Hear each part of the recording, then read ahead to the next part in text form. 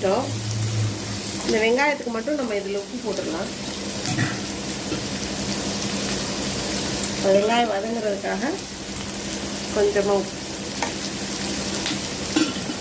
இப்படி நம்ம சுடையில் என்ன ஆகும்னா நமக்கு வந்து என்ன சொல்கிறது, நமக்கு சட்னி சாம்பார் அந்த மாதிரிலாம் எதுவுமே தேவையில்லை. சும்மாவே நம்ம சாப்பிட்லாம். சூப்பராக இருக்கும் அந்த அடை.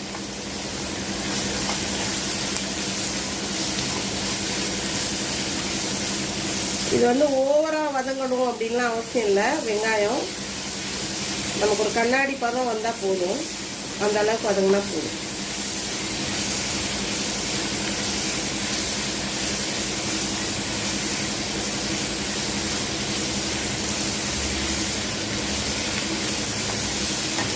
பார்த்தீங்களா, எண்ணெய் வந்து நமக்கு கம்மியாகவே தான் தேவைப்படுது. ஏன்னா நான் கம்மியாக தான் ஊற்றிருக்கேன்.